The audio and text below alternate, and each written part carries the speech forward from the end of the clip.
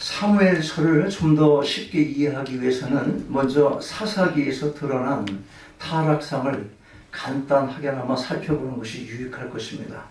사사기는 이스라엘 백성이 하나님의 약속의 땅을 정착한 후에 혼란과 타락을 보여주는 이야기입니다.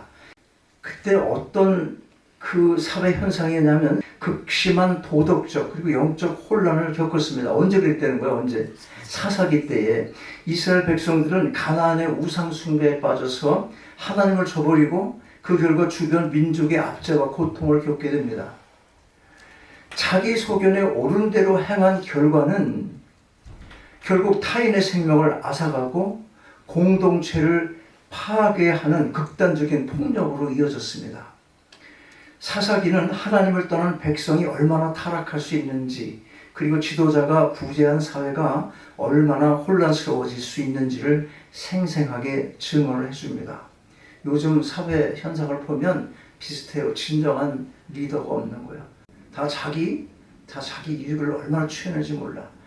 자, 그래서 이 부패한 사회, 너무너무 정말 힘든 그런 사회가 되니까, 어지러운 사회가 되니까 이제 왕정이라는 새로운 질서를 세우려는 이제 열망과 함께 오늘 이 열왕기 상 시작이 되는 겁니다. 오늘 본문은요, 어떤 여자가 나와요? 어떤 여자? 오늘 제목이 뭡니까? 한나가 어떤 여자에 보니까? 마음이 슬픈 여자야. 마음이 슬펐어. 마음이 슬픈 한 여자의 이야기를 담고 있습니다. 한나입니다. 자, 그녀의 삶이 어떻습니까? 남편 엘가나의 사랑을 듬뿍 받았고 부족함 없는 환경 속에서 살았어요. 하지만 그녀의 마음 한구석에는 깊고 깊은 슬픔의 우물이 있었습니다. 바로 뭡니까? 아이가 없다는 고통이었어요. 고대 사회에서 자녀가 없다는 것은 단순한 아픔을 넘어서 하나님의 저주를 받았다고 여기질 만큼 깊은 수치였습니다. 게다가 남편의 다른 아내인 누구, 여기 나오는 사람 누구예요? 분인나. 이 분인나로부터 끊임없는 조롱과 멸시당하고 매년 성전에 올라갈 때마다 울고 음식을 먹지 못할 정도로 비참한 시간을 보냈습니다. 겉으로는 평안해 보였을지 모르지만 그러나 그녀의 속은 절망과 고통으로 가득 차 있었습니다. 오늘 우리는 이처럼 마음이 아픈 한나의 깊은 절망이 어떻게 하나님의 놀라운 응답으로 바뀌게 되었는지를 살펴보고 이 시대에 우리에게 필요한 교훈을 얻고자 합니다. 첫째로 절망의 순간 하나님께 기도하며 나아가야 하는 것입니다. 자, 한나의 고통은요, 남편의 위로로도 해결되지 않습니다. 남편 엘가나는 뭐라고 말해요? 8절 보니까 한나여 어찌하여 울며 어찌하여 먹지 아니하며 어찌하여 그대의 마음이 슬프냐? 내가 그대에게 10 아들보다 낫지 아니하냐? 엄청 사랑을 많이 준 거예요. 그 내가 있는데 너가 그렇게 슬퍼할 이유가 뭐지? 내 사랑을 듬뿍 주고 있는데 말이야. 그렇게 말했어요. 근데 이 말은 한나의 마음을 위로하기는커녕 오히려 그의 고통을 더 깊게 만들었을 뿐인 것입니다. 사람의 위로와 세상의 방법으로는 결코 채울 수 없는 영역이 우리 인생에 있는 것입니다. 살다 보면 그 어떤 사람의 말로도 위로가 되지 않는 경우 있어요. 혹시 여러분 삶에도 사람의 말이나 세상의 성공으로도 해결되지 않는 어떤 깊은 절망의 문제가 있지는 않으십니까? 여지껏 내놓지 못했던 어떤 것들이 마음속에 있냐 하는 거예요. 최근 우리는 인공지능 기술의 발전이 가져온 변화를 목격하고 있습니다. 많은 사람들이 새로운 가능성에 열광하지만 동시에 이러다가 내 직업이 사라지는 거 아니야? 이런 불안감. 또 나도 저렇게 좀 뛰어났으면 좋겠는데 뭔가를 좀 잘했었으면 얼마나 좋을까 이런 거. 그래서 자꾸 비교하다 보니까 깊은 좌절감을 느끼게 되기도 하는 것입니다. 근래 생겨난 말이 하나 있는데 갓생이야. 갓은 영어야. God, 대문자 God 누구야? 그러면 하나님이야. 그럼 생은 뭐야? 날생, 갓생. 이 상황에서 찾아보니까 신생어인데 매우 생산적이고 부지런하게 살아가는 삶, 또 또는 다른 사람들의 모험이 되는 삶을 의미하는 말로 이 단어를 쓴다는 거예요. 어떤 단어? 갓생. 그 소셜, 한국에서 뭐 SNS라고 말해. 이 소셜 미디어에서 보면 갓생이라는 이름으로, 이 갓생이라는 이름으로 앞세우는 거예요. 이 이름으로 모두가 끊임없이 자기를 개발하고 이미 성공을 했거나 또는 더 높은 성공을 향해서 막 달려가고 있는 그런 모습으로 다 보여요. 나만 빼놓고. 그걸 들여다보는 나만 빼놓고 다 그런 사람으로 보이는 거예요. 갓생의 삶을 살아가는 사람, 성공한 사람들, 그리고 현대인의 문화라든지 현대인이 지내야 될 모든 것들은 다 지니고 있는 사람들. 그런데 그걸 보면 다 자살한 것처럼 보일 수밖에 없고 얼굴도 다 미인처럼 보여. 나만 못생긴 것 같아. 그런 속에서 실제 자신을 바라보게 되면 도전을 받고 남의 그러한 모습들을 보고 도전을 받고 힘을 내기커녕 나는 왜 이래? 자꾸 힘들어지는 거야. 자신을 너무 무가치한 존재로 스스로 깎아내게 되는 그런 경우가 훨씬 많다는 거예요. 그러니까 자기도 자꾸 자기가 아닌 남으로 자꾸 가꾸게 되는 것이지. 그래서 그 속이 얼마나 허전하겠어요. 그래서 더 마음속 깊은 곳에는 말로 표현할 수 없는, 그러니까 더 고독하고 힘든 그런 절망의 그림자가 가슴 속에 존재하게 되는 것입니다. 그러나 여러분, 한나의 위대함은 바로 여기에 있는 거예요. 그녀는 그런 절망을 숨기거나 애써 외면하지 않았어요. 남편의 위로가 해결책이 될 수 없음을 깨달았을 때 그녀는 사람을 향했던 시선을 돌려서, 멀리 돌려서 하나님께로 돌렸어요. 하나님께로 향했어요. 한나는 성전에 올라가서 하나님께 자신의 모든 고통을 솔직하게 쏟아냈습니다. 눈물로 통곡하면서 마음속 깊은 울분을 토해내며 기도했습니다. 어떻게 기도해야 될지 모를 때 이 한나를 생각하고 하나님께 나아가야 되는 것입니다. 여러분, 우리의 삶과 절망과 좌절의 벽에 부딪혔을 때, 세상의 위로가 공허하게 들릴 때 한나처럼 하나님께 나아가서 자신의 연약함과 절망을 정직하게 그리고 인정하고 하나님께 숨김없이 다 쏟아내야 하는 것입니다. 하나님께서 들으시는 우리의 기도는 바로 그 솔직함과 간절함에서 시작되는 것입니다. 둘째로, 응답을 소망하며 헌신으로 나아갔습니다. 언제 그랬다는 거예요? 절망 속에 있을 때. 한나의 기도는 단순히 하나님 저에게 아들을 주세요, 그런 정도의 요구에 머무르지 않았어요. 11절을 보면 그녀는 주 여호와여 주의 여종의 고통을 돌아보시고 저를 기억하사 아들을 주시면 제가 그 아들의 평생을 여호와께 드리겠습니다. 이렇게 서원을 한 것입니다.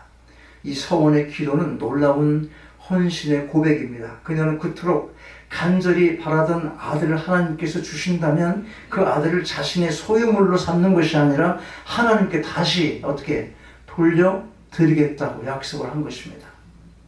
그런데 여러분, 다시 돌려드릴 걸 왜 달라고 했을까요? 다시 하나님께 드린다며. 근데 왜 달라고 그랬을까? 뭘 의미하는 거예요? 보세요. 한나는 자신의 고통을 해결해 줄 존재로만 하나님을 찾은 것이 아니라는 거예요. 그녀는 하나님께서 아들을 주시는 것이 단지 내 소원, 자기의 소원을 성취하는 것을 넘어서 하나님의 위대한 계획 속에서 이루어질 것을 믿은 거예요. 늘 얘기하잖아. 왜 그래야만 되는지. 기도를 그렇게 했습니까? 왜 그 기도를 하나님께서 들어주셨으면 좋겠다고 생각합니까? 왜? 이게 굉장히 중요하다는 거예요. 그래서 자신의 소원이 이루어지더라도 그것을 개인적인 만족으로 끝내는 것이 아니라 하나님의 영광을 위해 사용되기를 간절히 바랐던 것입니다. 앞서 언급했던 신조 갓생을 다시 한번 생각해 봐요. 젊은 세대들이 자신의 삶을 가꾸고 성취를 이루려는 노력 자체는 매우 긍정적입니다. 바람직한 것이 게으른 것보다 놀고 그냥 뭐 나라에서 주는 거나 뭐 그냥 타먹고 그런 젊은이도 있긴 있더라고. 한국에 보니까 뭐 10만 원, 20만 원씩 주는 거 하고 일도 안 하고. 그런데 그 모든 노력의 끝이 오직 나의 성공, 나의 만족에만 머무른다면 그것은 한나의 헌신과 너무나 거리가 먼 것이에요. 열심히 뭐를 소원하면서 희망을 갖고 살아가는데 그것이 그 성공 자체에 머무른다면 기도하면서 아들을 달라고 그랬던 그것과는 거리가 너무 먼 거라는 거야. 하나님께서는 우리가 열심히 노력하고 성취하는 것을 기뻐하시지만 그 모든 것을 오직 주님을 위한 도구로 사용하기를 원하시는 것입니다. 여러분 뭘 소망하고 기도하세요? 뭘 소망하고 기도하세요? 그것이 이루어지면 그 다음 뭘 하려고 무슨 계획을 세우고 있냐 하는 거예요. 잘 보세요. 좋은 직장에 취직을 해요. 또 비즈니스가 잘 되어서 돈을 많이 벌게 해주세요. 기도를 했더니 그거 하나님이 들어주셨어. 그 다음에 뭐 하는 건데? 그 다음에 그리고 그 기도에 응답된 후 그 성공을 통해서 하나님의 영광을 드러내는 무슨 계획이 있냐는 거예요. 무슨 계획. 그러니까 계속 우리는 요 기도를 하고 나면 그 다음에 내가 뭐 할 건데를 이 땅의 생각을 갖고만 한다면 자꾸 이 땅에서의 삶만 얘기를 하게 된단 말이에요. 근데 어느 때 그게 만족이 됩니까? 어느 때? 죽을 때도 만족이 안 되잖아. 죽을 때도. 기독교인들은 이 물질관을 분명히 가져라. 그래서 내 소유로 갖지 않고 살 수 있는 방법이 있으면 더 좋은 거예요. 왜냐하면 붙지 않고 내가 그 돈 갖고 사역할 때 쓰니까 있는 집도 팔고 좀 현찮은 집으로 가서 삶의 전체 틀을 줄이고 그 돈 갖고 사역을 하는 것이 기독교인의 경제관이에요. 물질관이고 그게 참 신앙인의 모습이고 이 땅에 살아갈 가치가 있는 것이고 매사 기도하던 것이 그 목적이었구나. 하나님을 그걸 기쁘게 보시는 거예요. 그런 계획을 하시라는 거예요. 그런 계획. 여러분 마음이 슬픈 여자 한나처럼 우리의 간절한 소망이 이루어졌을 때 그 응답을 하나님께 다시 돌려드릴 헌신을 미리 다짐하시기 바랍니다. 그것이 바로 하나님의 뜻을 구하는 진정한 기도인 것입니다.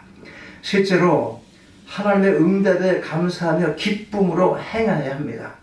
하나님께서는 한나의 기도에 응답하셨고 한나는 아들을 낳아 사무엘이라 이름을 줬어요. 사무엘은 하나님께서 들으셨다는 뜻이에요. 그녀는 기쁨과 감격 속에 아이를 키웠습니다. 그리고 아이가 젖을 뗄 때가 되자 한나는 서원했던 약속을 잊지 않았습니다. 사랑스러운 아들과의 이별은 분명 쉬운 일이 아니었을 것입니다. 하지만 한나는 기쁨과 감사함으로 사무엘을 성전에 데려가 하나님께 바쳤습니다. 우리는 때로 가스라이팅이라는 것과 같은 심리적 조종에 대해서 이야기를 합니다. 이것은 상대방의 생각이나 감정을 교묘하게 조종해서 통제를 하는 악한 행위예요. 악한 행위.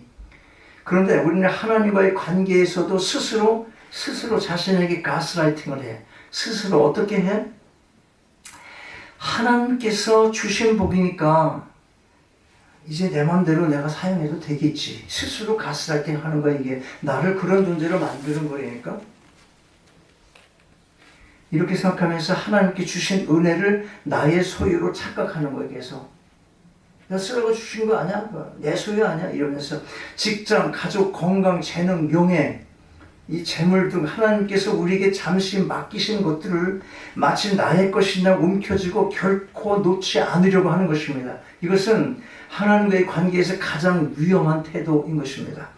그러나 한나는 그렇게 하지 않았어요. 그녀는 사무엘이 자신의 아들인 동시에 하나님의 아들이라는 것을 분명히 깨달았어요. 그리고 그녀의 이 행함은 억지나 의무감이 아니라 하나님께 대한 깊은 감사와 사랑에서 비롯된 순전한 기쁨이었습니다. 그녀의 이 행함은 사무엘상 2장에 나오는 바로 오늘 1장 후에 2장에 나오는 한나의 기도에도 잘 드러나 있습니다. 그녀의 기도는 감사와 찬양으로 가득 찹니다. 여러분, 하나님께서 우리에게 주신 모든 응답과 내려주신 모든 복은 우리의 소유물이 아니라 하나님의 영광을 위해 사용될 위탁물에 지나지 않습니다. 우리에게 주신 재능, 물질, 시간, 건강, 그리고 우리의 자녀들까지도 모두 다 하나님의 것입니다. 그것을 기쁨으로 다시 주님께 내어드릴 때 우리의 삶은 진정한 감사와 찬양으로 가득 차게 될 것입니다. 자, 말씀을 정리합니다. 한나의 이야기는 한 여인의 간절한 기도가 어떻게 응답으로 이어졌는지를 보여주는 감동적인 드라마입니다. 그녀는 절망 속에서 하나님께 나아갔고 응답을 소망하며 헌신을 다짐했으며 응답 받은 후에는 감사와 기쁨으로 행했습니다. 오늘 이 마음이 슬픈 여자 한나가 보여준 신앙을 본받아서 하나님의 놀라운 은혜와 복으로 가득 찬 간증의 삶을 여러분 모두가 살아가게 되시기를 주님의 이름으로 축원합니다. 아버지 하나님, 마음이 슬펐던 여자 한나의 신앙을 본받아 깊은 절망 속에서도 하나님을 찾게 하시고 응답을 향한 간절한 기도를 드리게 하옵소서. 나아가 주께서 허락하신 모든 복들이 저희의 소유가 아니라 하나님의 영광을 위한 것임을 기억하게 하시고 감사와 기쁨으로 행하는 헌신의 삶을 살아가게 하옵소서. 주 예수 그리스도의 이름으로 기도하옵나이다. 아멘. 일어나셔서